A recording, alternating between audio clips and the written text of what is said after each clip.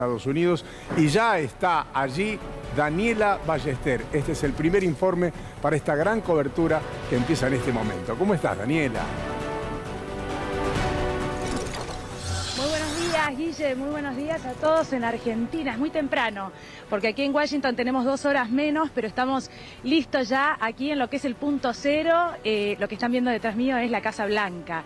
Y desde aquí les vamos a contar absolutamente y les vamos a mostrar absolutamente todo lo que sucede en la previa de esta elección que, la verdad, acapara las miradas del mundo, por supuesto, ¿no? Por las repercusiones que puede tener en diferentes países del mundo, incluso la Argentina. Después seguramente vamos a hablar de eso, pero con una paridad absoluta a esta hora, ya los dos candidatos e incluso sus candidatos a vicepresidente recorriendo los estados, los battleground states, esos estados que, bueno, son los más importantes y pueden definir esta elección, ¿no? Las miradas puestas en Michigan, en lo que es Wisconsin y también algunos otros estados como por ejemplo Pensilvania, por supuesto, que pueden dar vuelta a esta elección, pueden definir esta elección y todo eso va a suceder en las próximas horas. Más allá de las corresponsalías, siempre me gustan los enviados porque pueden tener claramente otra visión, una visión diferente de aquel que obviamente no vive en el lugar. ¿Y cuál es el clima que se respira? Que es mucho más allá de lo periodístico, digamos. ¿Qué notaste, ni bien llegaste a Estados Unidos, cuál es el clima electoral que se vive en esta recta final? Sí. Mira, te voy a contar mis percepciones también, desde la llegada, desde que pusimos un pie aquí en Washington, D.C. La verdad es que esta es una elección muy apasionada. Yo me preguntaba antes de llegar, Guille, si, bueno, había ese fervor, ¿no?, que uno cree o ve a veces en los actos de campaña. Y la verdad te puedo asegurar que es algo que en la calle se percibe absolutamente, sí, todo el tiempo. La gente con banderas, con remeras, con gorras, incluso los característicos prendedores. Hay actos en las organizadas en las plazas. En el día de ayer estuvimos justamente en Freedom, en la Plaza de la Libertad, y había ahí un encuentro de votantes o seguidores de Kamala Harris, y la verdad que fue muy interesante poder hablar con ellos. Seguramente en el día de hoy vamos a poder verlo, porque allí las mujeres tienen, y esta es mi percepción, un rol preponderante. El 53%, porque también es importante, además de mi percepción, contarte algunos datos, el 53% de los votantes son mujeres. Y la verdad es que las mujeres van a definir seguramente esta elección y tienen un rol fundamental. ¿Por qué? Porque Donald Trump las ha puesto ahí en ese lugar con sus afirmaciones, con su mirada respecto de la legalización o no del aborto y con algunas descalificaciones constantes, podría decir, no solamente a su contrincante, a Kamala Harris, sino también a Liz Cheney, la ex congresista, con afirmaciones muy agresivas, ¿no? La verdad que eso es algo que también se percibe respecto de las mujeres. Así que la verdad, les puedo contar que lo que se va a vivir aquí va a ser muy interesante, más allá de lo que es la ciudad, que también les quiero contar, porque uno pocas veces tiene la oportunidad de mostrar la Casa Blanca tan de cerca, y los parques, lo que significa Washington, una ciudad donde la política se palpita todo el tiempo, se respira todo el tiempo en los cafés donde se reúnen, por ejemplo, los congresistas, bueno, ahí muy cerca de la Cámara de Representantes, del Senado. La verdad es que la percepción es que, bueno, es muy importante lo que va a pasar aquí, y así se está viviendo, no solo, entiendo, en Washington, D.C., sino también en algunos otros estados de los Estados Unidos. Más allá de que la elección cabeza a cabeza es apasionante para aquel que es casi público, como nosotros, aquellos que lo vemos a distancia o que no tenemos nada que ver o no tenemos injerencia en el país, pero claramente al mismo tiempo significa una preocupación porque para los estadounidenses está muy fresca la toma del Capitolio, y una definición cerrada podría eventualmente hacer que alguno de los candidatos no reconozca la victoria del otro, y por ende una latente violencia que preocupa a un sector de la sociedad en los Estados Unidos. Bueno, sí, Guillermo, la verdad que sí, efectivamente, la mirada de lo que sucedió aquel January 6, el 6 de enero de 2021, quedó grabada, ¿no?, en los estadounidenses, bueno, sobre todo aquí en Washington. Me decían, ¿sabes?, hoy por la mañana, el Capitolio para nosotros es más que una iglesia. La importancia que tiene lo que sucedió en el Capitolio, la posterior causa judicial, pero sobre todo lo que significó eso para el transcurso, el recorrido de la democracia en los Estados Unidos, es muy importante. Después vamos a estar más tarde en el Capitolio mostrando el lugar exacto donde sucedieron los hechos de los que les estoy contando, pero sí, sin lugar a dudas. De hecho, la contrincante, Harris, en realidad usa esto en sus discursos y lo que dice es: acá se define algo más que una elección, algo más que el próximo presidente, el número 47 de los Estados Unidos. Acá lo que se define también es la continuidad en democracia, justamente en referencia a esto que vos me estás diciendo, ¿no? A lo que sucedió en ese momento, un episodio muy violento, donde hubo víctimas fatales, donde hubo personas heridas y donde sucedió algo que además, ¿sabés qué es lo llamativo? No debería haber sucedido, nunca. Pero de hecho sucedió porque creo que era algo que nadie imaginaba que podía pasar. ¿A qué me refiero con esto? Había pocos oficiales, ¿no? Me dicen todo el tiempo, había pocos efectivos de policía allí en el lugar porque justamente no estaban preparados y no imaginaban que un episodio tan violento podía suceder ahí en el Capitolio. Bueno, efectivamente lograron ingresar, el mundo entero vio esas imágenes, así que la verdad es que sí, hay algo también de esa elección, de eso que sucedió en 2021, en esta elección que también se define, y la pregunta obligada cada vez que me cruzo con alguien es si ellos creen que en caso de perder Donald Trump va a reconocer los resultados, y la verdad es que muchos de ellos en el día de ayer me decían, y probablemente no, nosotros pensamos que si es muy reñida, más allá del efecto que esto puede tener y si los demócratas pueden conservar, por ejemplo, lo que es el amplio número en el Senado a estas horas, o sea, hasta ahora, pero sí, lo que creen es que probablemente, bueno, haya algo de ruido después o reclamos judiciales, pero por supuesto esperan que no sea un episodio tan violento como el de 2021, ¿no? Buen día, Daniela, ¿cómo estás? Te saluda Fernanda Cornejo. Daniela, preguntarte principalmente porque ya sabemos que hay una cifra récord de votación anticipada, 75 millones de estadounidenses ya han emitido su voto. Sin embargo, sí, llegaron algunos trascendidos respecto a lo que son las exit polls o bien boca de urna de un estado que es Iowa, un estado que históricamente ha estado pintado de rojo del Partido Republicano, y en esta ocasión, según lo que trascendió, estaría liderando la votación ahí Kamala Harris, justamente por lo que señalabas tú respecto de lo que el padrón está compuesto por mayoría de mujeres en ese estado. ¿Hay alguna otra noticia respecto de las exit polls, la boca de urna, respecto de las votaciones en otros estados, Dani? Mira, hasta el momento la verdad es que todo muestra una paridad absoluta, como yo les contaba.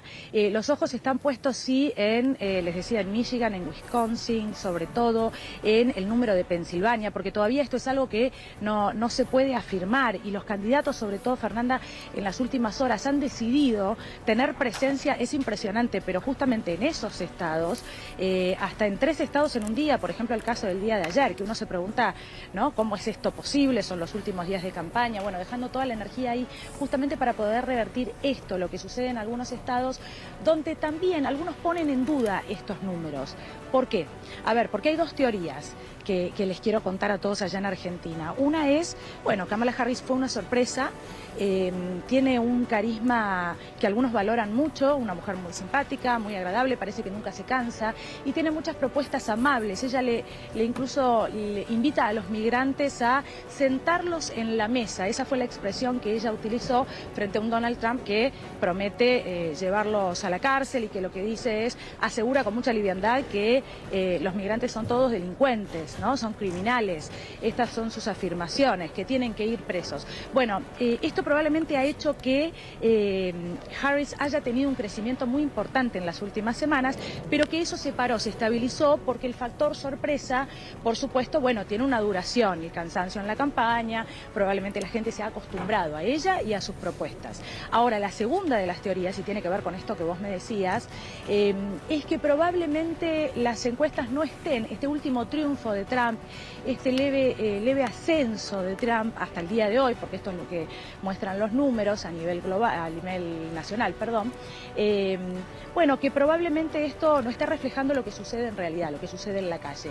La verdad es que no lo sabemos, ¿no? Todo lo sabremos en la noche de la elección, donde además se cree que por lo reñida, bueno, los resultados pueden demorarse, ¿no?, en llegar. Bueno, justamente, Dani, también ayer Kamala Harris, dentro de esta performatividad, ¿no?, que también la caracteriza mucho de su histrionismo, fue a este programa de comedia Saturday Night Live y bromeaba también respecto de la votación en Pensilvania, ¿no? Decía, bueno, dime tú, porque estaba con otra comediante que la imita a ella desde hace ya varios años, y le decía, por favor, dime que estás inscrita en Pensilvania, dando a entender que era un estado que estaba muy complejo. Y ahí, Dani, ¿cómo lo ves tú? Porque ¿qué factores pueden incidir mayoritariamente en el triunfo de Kamala Harris en ese estado o bien de Donald Trump? A mayor participación, ¿a quién beneficiaría? O bien a mayor abstención, ¿quién saldría beneficiado? Porque sabemos que si es que el que gane, ¿no?, Pensilvania, Wisconsin y Michigan, que fueron los estados que ganó Joe Biden en el 2020, se quedaría rápidamente, ¿no? Podríamos dar por sentado que ya se queda con la Casa Blanca. Bueno, por eso eran Wisconsin y Michigan los que te mencionaba hace un ratito, ¿no? Como los dos estados en los que están puestas las miradas a esta hora. Allí Kamala Harris está superando a Donald Trump, pero todo puede suceder. Y la verdad es que algo se revierta en ese sentido. Bueno, le daría definitivamente ya el triunfo al expresidente de los Estados Unidos. Respecto de lo que me planteabas sobre Pensilvania, tratando de seguir todo lo que me decías, en el caso de Pensilvania, bueno, hay algo que es muy importante y de lo que hablan los medios aquí en los Estados Unidos. Probablemente no se habla tanto de esto en la Argentina porque los temas fundamentales son la legalización del aborto, porque, por ejemplo, el tema migración, ¿no? Son los que están todo el tiempo sobre la mesa, pero ahí, puntualmente, en ese estado, tiene que ver con la crisis del fentanilo. Lo que hace que, bueno, algunas avenidas estén cercadas, repletas de personas que parecen zombies, así los califican aquí en los Estados Unidos por el estado en el que se encuentran, ¿no? Y la verdad que eso es algo que preocupa, y lo que preocupa también es la expansión de esto, del consumo de drogas en el resto de los estados también, no es algo exclusivo, ¿no?, del estado del que estamos hablando, por ejemplo. Sí, el narcotráfico no está tan presente. En realidad, cada vez que Donald Trump habla de las fronteras, la verdad es que hubo una semana de campaña la semana pasada, fue una semana en que incluso Kamala Harris estuvo en los estados fronterizos, por ejemplo, con México o al norte, y la verdad la referencia es, bueno, ¿qué es lo que va a pasar con eso, ¿no?, con las fronteras, con el ingreso de los extranjeros? Y eso es algo que también, bueno, tiene que ver con Argentina y con otros países, ¿no? ¿Qué sucedería si hubiera más firmeza en las fronteras y si efectivamente, bueno, todos esos migrantes no vinieran a los Estados Unidos y si fueran a otros países, por ejemplo, ¿no? Perdón, hay mucho viento acá, pero vuelvo a la cuestión fronteras para contarles que sí, en ese caso Donald Trump es como está tratando de tener una postura más estricta, y esto es llamativo porque podría molestar muchísimo a los extranjeros que están aquí en los Estados Unidos, a los votantes latinos también. Y la verdad es que da la sensación de que esto no tiene costo. Estas afirmaciones en las que trata a los migrantes de delincuentes, de criminales, no parece, bueno, los resultados están a la vista, no es algo que diga yo solamente, ¿no? No parece tener demasiado costo para Donald Trump, que puede llegar a ser otra vez presidente de los Estados Unidos. Hay discusiones diferentes, claramente, y perspectivas diferentes por razones obvias. Nosotros estamos en Argentina, Javier Milei es el presidente de Argentina, a la política de Javier Milei le conviene, obviamente, que gane Donald Trump. De hecho, hay un viaje previsto en caso de que ello suceda, porque su política está claramente alineada a ese estilo, incluso de hacer política, no solamente a la visión del mundo. Eso por un lado. Y por otro lado, los temas internos que recién mencionabas, que en algún punto lo vuelven potente a Trump por el tipo de soluciones que propone. Por ejemplo, a la expansión del consumo de drogas, al crecimiento del delito e incluso a la inflación, que en su gobierno estuvo controlada y empezó después de la pandemia. De hecho, la misma crisis de la pandemia se lleva puesta, entre otras cosas, el gobierno de Donald Trump, que no dejó un mal recuerdo en ese aspecto. Por lo tanto, eso para algunos consultores puede tener peso en esta recta final. No digo lo de Milei, sino lo segundo, y la importancia que tendría el triunfo de Milei para Argentina o para la política de Milei, Daniela. El triunfo de Trump, sí. Sí, claro. Sí, sí. Y las políticas, sí, las soluciones, bueno, mira, a esos problemas, ¿no? Ahora igual les voy a mostrar un poquito de la Casa Blanca y lo que está aquí Dale. detrás, porque me parece que también está bueno que puedan apreciar este paisaje. Y les voy a contar algo sobre el frente de la Casa Blanca, que no pudimos mostrar anoche, lo buscamos, dábamos vueltas y todo, pero lo que pasa es que lo están refaccionando. Pero bueno, ahí voy a ese punto para no perder el hilo de lo que me decías. Consecuencia para la República Argentina. En esta elección, sí, la mirada está puesta en las consecuencias que puede tener un triunfo de Donald Trump para México y para Venezuela, por ejemplo, ¿no? Por la relación con ambos países y para la nueva presidenta en México. También para la República Argentina es algo que nos interesa a nosotros, es algo que no se menciona demasiado en los periódicos, no está todo el tiempo en discusión, pero sí, por supuesto, es interesante para nosotros y sobre todo por un aspecto, por el aspecto económico, ¿no? Y por lo que puede significar, algunos dicen, la injerencia del presidente de los Estados Unidos en probablemente un nuevo préstamo con el Fondo Monetario Internacional. Bueno, aquí también hay diferentes miradas, hablando con economistas. De hecho, mañana vamos a estar de lleno con ese tema. Algunos aseguran que gane quien gane es una cuestión independiente, que el Fondo Monetario Internacional, necesita avanzar con sus préstamos, la Argentina es un deudor importante y que probablemente no tenga injerencia. Otros, y si pensamos, porque esta es la otra mirada, si pensamos, ustedes seguramente recordarán el momento en que el presidente Milei viajó a la convención republicana y se cruzó con Donald Trump, lo saludó en un pasillo y le dijo, espero que la próxima vez que nos encontremos usted sea el presidente de los Estados Unidos. Bueno, algunos leen eso como una buena relación, un buen vínculo.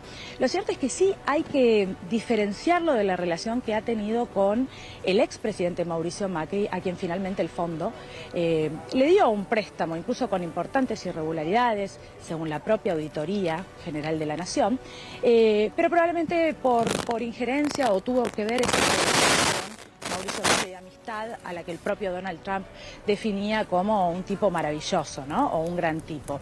No es el caso del presidente Milei, no es la misma relación, pero bueno, probablemente habrá que esperar y ver cuáles son las primeras medidas que tome uno u otro presidente.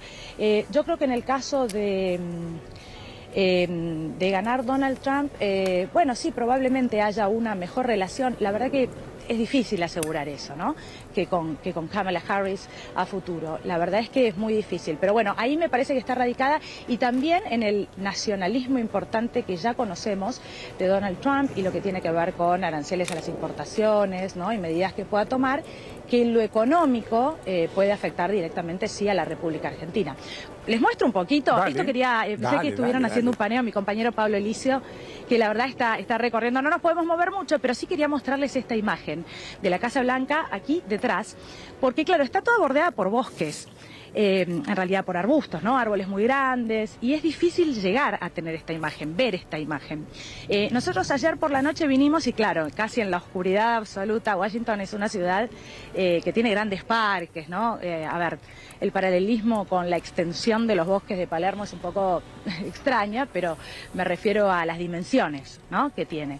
Y la verdad es que no encontrábamos el frente de la Casa Blanca, y cuando finalmente lo encontramos, es increíble que hayan decidido hacer una obra de refacción, a menos que haya sido algo urgente, justamente en esta época, donde los medios del mundo están todos acá, intentando mostrar la Casa Blanca.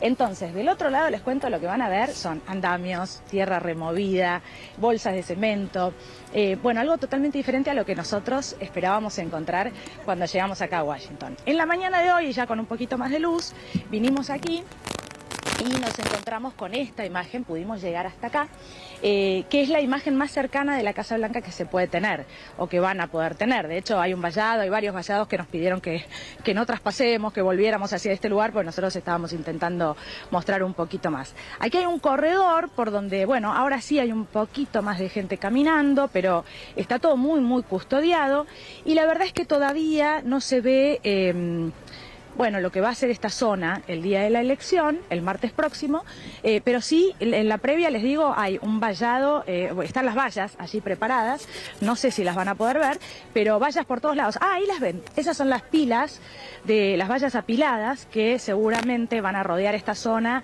en el día martes, ¿no? Por una cuestión de seguridad. Incluso hay algunos edificios en lo que es el centro de Washington, D.C., que están también tapeados, ¿no? Decimos nosotros allá, con maderas, bueno, tratando de evitar que los vidrios se rompan en algún tipo de incidente, ¿no? En algún tipo de situación violenta. Por la tarde vamos a ir al Capitolio. La verdad que yo no imagino un vallado así en el Capitolio, pero probablemente haya también medidas de seguridad muy importantes. El día está divino, hay un sol radiante, pero la verdad es que está bastante fresco. Ahora que pega un poco más el solcito, el clima es más amable. Ayer por la noche, la verdad, muy pero muy fresco. Estaba bastante frío, llegamos helados al hotel y todavía no se ve esa presencia del periodismo del mundo entero. Cuando nosotros empezamos, les cuento algo más, a trabajar, algo de la interna, ¿no? De lo que fue la preparación de este viaje, a tramitar las acreditaciones, a tramitar lo que están viendo, bueno, es todo lo que es el parque, donde en un rato vamos a mostrar, está ese gran obelisco que es el monumento a George Washington. Empezamos a tramitar las acreditaciones y claro, nos decían, esta es una elección a la que van a venir 8.000 periodistas del mundo entero. O sea, para que tengamos una idea del granito de arena que significa cada periodista acreditado aquí en Washington. Eso todavía no se ve en las calles, o tal vez el periodismo está como más contenido. Ayer tratamos de hacerle preguntas a la gente y claro, la mayoría nos decían es que los periodistas aquí no interactúan tanto con la gente en la calle. Bueno, hicimos una especie de voz de la calle para C5N, eso es lo que les quiero contar. Sí, la calle de Washington en este caso, pero bueno, logramos interactuar con la gente, que nos contara cuáles son sus sensaciones, su percepción sobre esta elección. Y la verdad es que fue muy positivo porque las sensaciones de que la gente tenía ganas de hablar, tenía ganas de contarnos. Por eso les decía que esta elección se está viviendo muy apasionadamente, de manera muy profunda. Así comienza la cobertura de Daniela Ballester en los Estados Unidos desde hoy y hasta que se decida quién va a conducir los destinos del país del norte. Ya volvemos con ella a Washington.